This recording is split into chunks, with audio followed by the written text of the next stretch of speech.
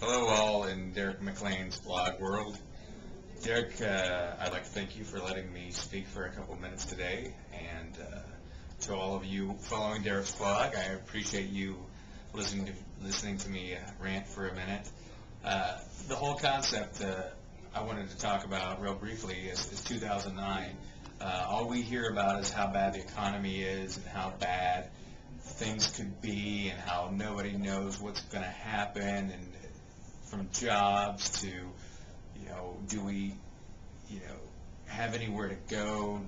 Is the credit crisis and the gas prices and the political questionability going to affect everything? But the one thing that you can control is yourself, and I think indirectly your brand.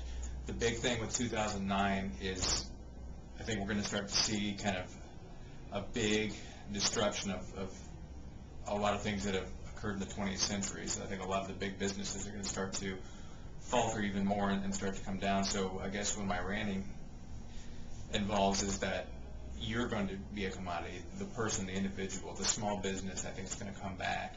And there are so many tools that we can use to help establish yourself as a commodity.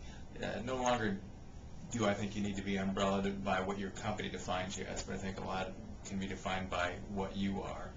And there's all kinds of really great ways that we have to use that in the electronic world, such as blogging, microblogging like Twitter, social networks from LinkedIn to Facebook, even older ones like MySpace.